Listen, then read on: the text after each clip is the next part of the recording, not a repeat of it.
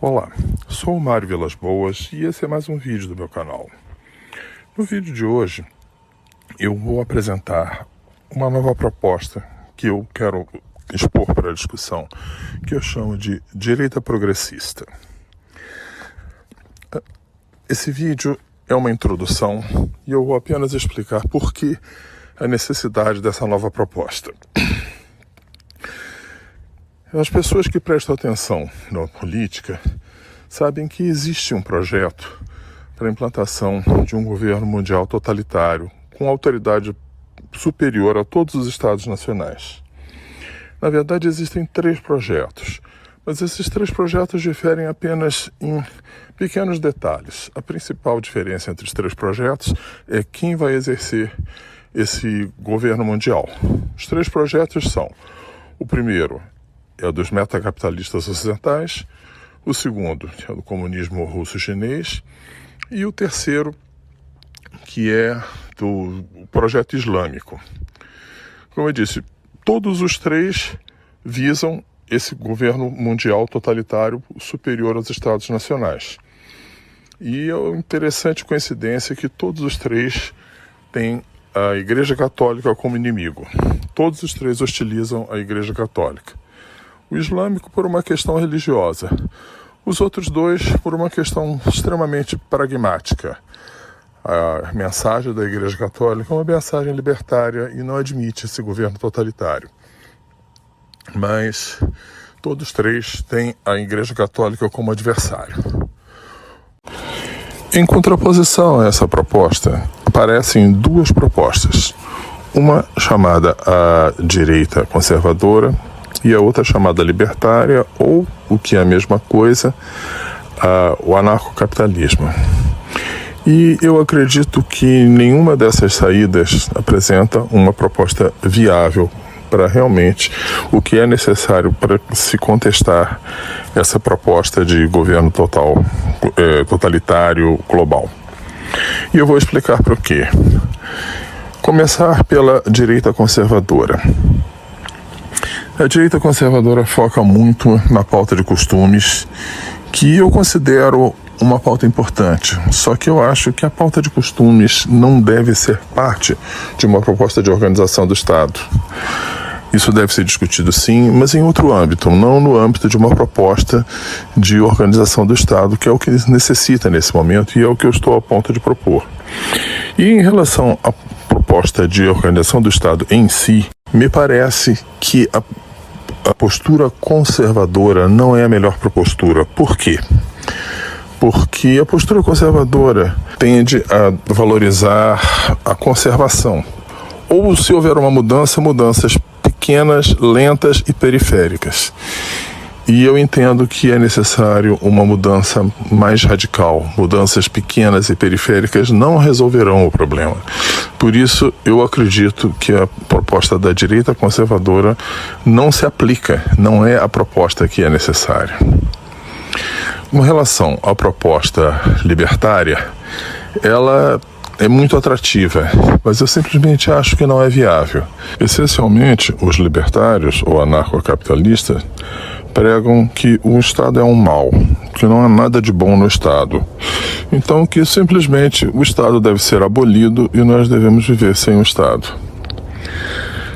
Eu sou simpático a algumas ideias periféricas pregadas pelos anarcocapitalistas ou libertários, no sentido de que uma série de serviços que são prestados pelo Estado seriam melhor prestados, ou seja, a população ficaria mais bem atendida, se esses serviços fossem prestados pela iniciativa privada e não pelo Estado. Nesse ponto, eu acho que eles estão certos. Agora, extinguir completamente o Estado, viver completamente sem eles, é algo que eu preciso até me segurar um pouco para não usar um adjetivo forte demais. Que eu acho que são pessoas idôneas, eu acho que são pessoas que estão realmente buscando algo melhor para a humanidade. Mas elas são tão ingênuas, e eu estou me segurando para usar uma palavra que não seja forte demais, que eu fico assim espantado de eles não perceberem a contradição do que estão dizendo. Para começar, eles pensam que isso daí é algo que é uma novidade muito grande. E não é. E eu queria mostrar para vocês o quão antiga é essa ideia com uma citação que eu vou ler para vocês, que é uma citação de uma obra clássica que foi assim, teve uma influência muito grande sobre o pensamento ocidental a respeito da função do Estado e a forma de organizá-lo. Eu vou ler aqui para vocês agora. No lugar do governo dos homens sobre os homens, haverá uma administração das coisas e uma direção dos processos de produção. O Estado não será abolido, ele se extinguirá. Tendo cessado de ser uma força especial de repressão, ele não terá mais razão de ser. Pouco mais adiante. O governo dos homens cederá lugar à administração das coisas e à direção dos processos de produção. O Estado não é, portanto, suprimido, mas abolido, no sentido de que se suprime uma função quando as condições que a determinam cessam de existir. Bom, senhores, isso daí é uma citação de uma obra clássica que teve, como eu disse, uma influência muito grande no pensamento ocidental, basicamente no pensamento relacionado à origem, função do Estado, como ele deve funcionar, como ele deve estar organizado. Eu vou citar aqui algumas obras que foram muito importantes nesse sentido e vou dar um tempo para vocês para saber qual dessas obras eu estou citando com essa citação que eu acabei de ler. Leviatã, de Thomas Hobbes. Do Contrato Social, Jean-Jacques Rousseau. O Príncipe, Nicolau Maquiavel. Manifesto do Partido Comunista, Karl Marx e Friedrich Engels. Os Pensadores, Montesquieu. A República, Platão. O Federalista, Alexander Hamilton, James Madison e John Jay.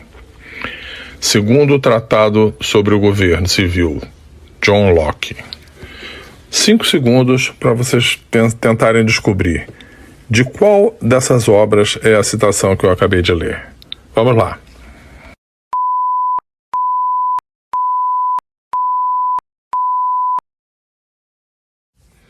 Acertou quem disse Manifesto do Partido Comunista.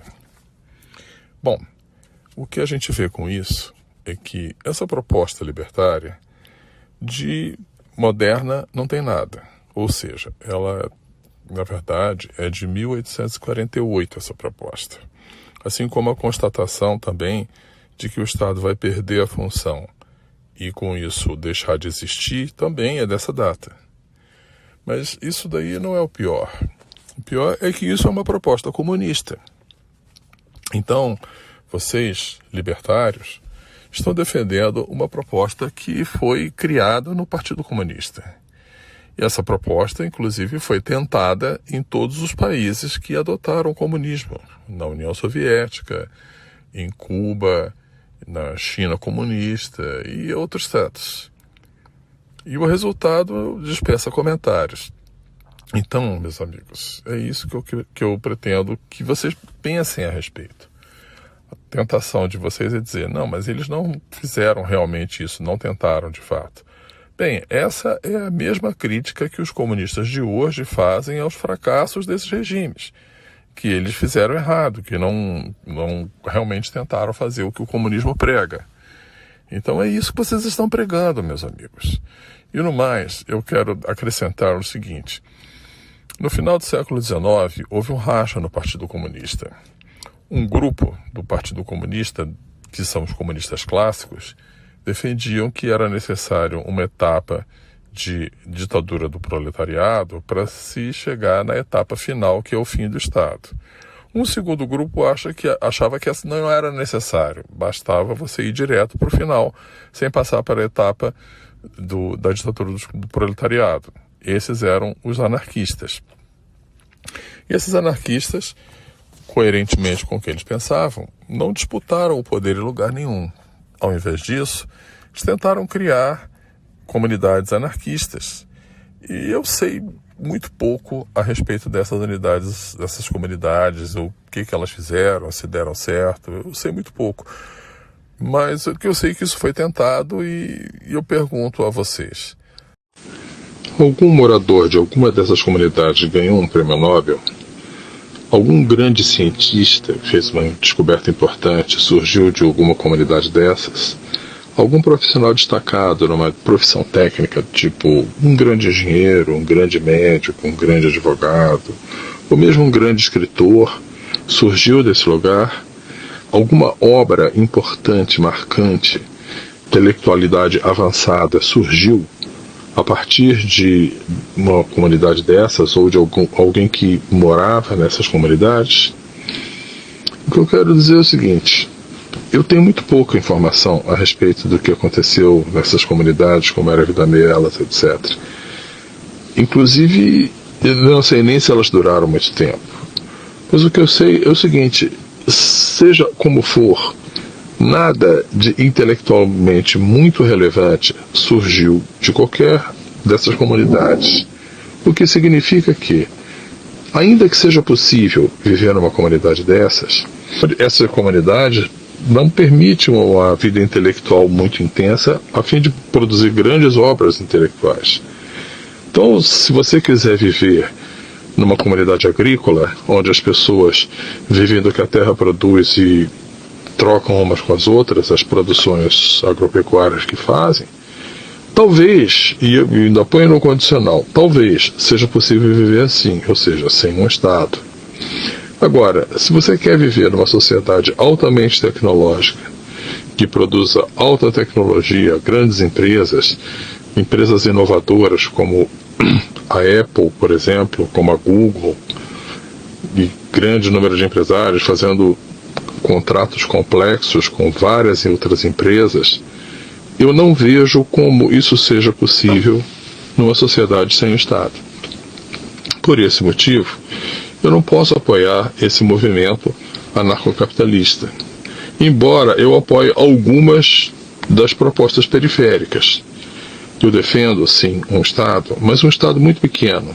Por isso eu apoio várias das propostas desse movimento anarcocapitalista de tirar vários serviços da mão dos Estados e levar para a iniciativa privada. Nesse ponto, eu estou de acordo com os anarcocapitalistas. Agora, querer extinguir completamente o Estado, tirar totalmente o Estado, extingui-lo, eu acho que é uma coisa tão sem pé nem cabeça quanto a proposta comunista. E não por outro motivo, isso aí faz parte do Manifesto Comunista. Então, é nesse sentido que eu queria colocar aqui essa proposta nova. Eu acho que é possível um Estado muito pequeno, muito menor do que esse que nós temos. Tá? E um Estado com salvaguarda para duas coisas. Primeiro, evitar que uma elite dirigente se forme de forma que os dirigentes do país sejam todos de um grupo fechado de pessoas que não abra para mais ninguém. E dois, salvaguardas para evitar o aumento do Estado. Qualquer aumento do Estado depende necessariamente de um plebiscito. E com essas duas providências, eu acho que é possível, pelo menos, reduzir muito essa tendência que o Estado tem de aumentar de tamanho e se tornar um leviatã, tá? E acho que vale a pena fazer uma tentativa de se chegar nesse estado. E, bom, nos capítulos que se seguem, nós vamos entrar mais a fundo nas propostas que eu tenho para se construir um Estado com esse tipo de funcionamento, ou seja, um Estado pequeno e com essas salvaguardas para evitar que ele se torne muito grande. E eu acho que um Estado assim automaticamente vai deixar de atrair esses psicopatas sedentos de poder que os estados atuais atraem para seus dirigentes. Acho que esses psicopatas não vão ter nem vontade de se tornar líderes do Estado se o Estado funcionar dessa maneira. Então, bom, essa é só a introdução, essa introdução termina aqui. Eu espero ver você nos próximos episódios, onde eu vou contar os capítulos, onde eu passo a passo mostro como eu acho que esse Estado pode ser construído. Eu espero ver vocês lá.